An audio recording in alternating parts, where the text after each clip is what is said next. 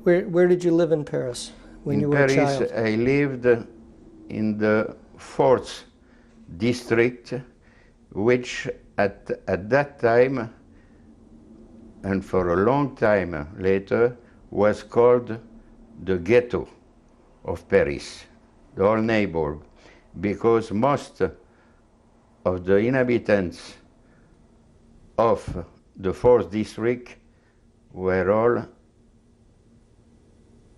had all their parents living in this ghetto,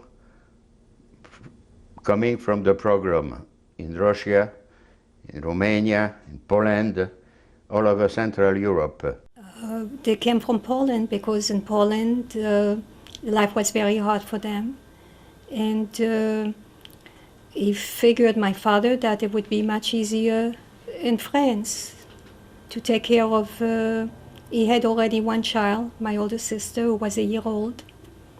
So he moved to Paris, and then his parents came and all the other relatives came. Do you remember what year it was that your parents came to Paris? Well, my sister was born in 1924, so it had to be 1925. My parents, my father started this company called Armena, and it went very well. He had many, almost all the grands magasins, the big department stores, bought household articles from him, and there was really no problem whatsoever. And he didn't suffer from the fact that he came from Germany, except being accepted by the French Jews. The French Jews looked down on German Jews. The public schools, the Lycée Pasteur, was only boys.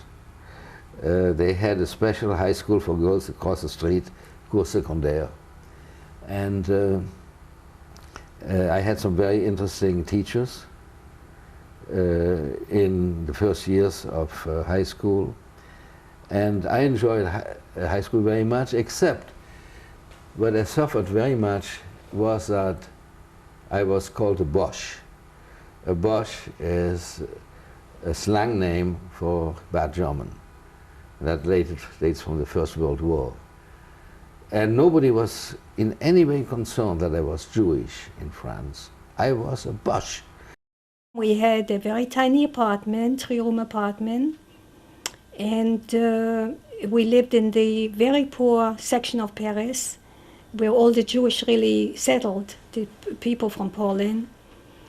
And we had very little, but the only thing I remember, you know, whatever the apartment looked like, it didn't matter, because there was so much loving in there, you know, singing and dancing, and so the apartment, it didn't matter that the windows were broken, and we had a little table and a few chairs, and that was it.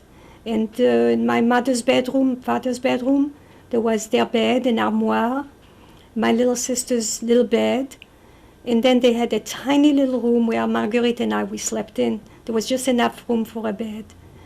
And then we had, excuse me, a tiny little room. There was a little sink, cold water, and we had a cradle, and we had some dishes on there, and a stove burner, I think you call it. That was it. That was our life.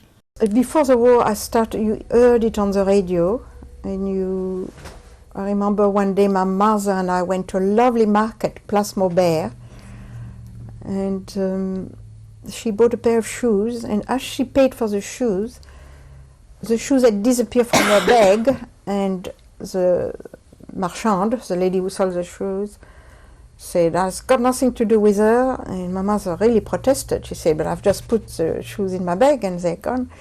And she said, and that's when I heard the first, what do you call it? Antisemitism remarks. The lady said, "Why don't you go to Palestine?" You know where Blois is, on the Loire. It's a beautiful little town. And so the first thing we were told, because we were still German citizens, that we have to register with the police. registered with the police, and they said, well, you will hear from us in the next week or so, because all Germans over the age of 25 must go to a camp. The French immediately arrested my father he was interned as an enemy alien and had to go into a concentration camp. And my mother was given expulsion papers because she was an enemy alien. So they harassed us she had to go to the police headquarters, I think every week, then every other week. It was just awful. And my father was in the internment camp until he volunteered to join the Foreign Legion.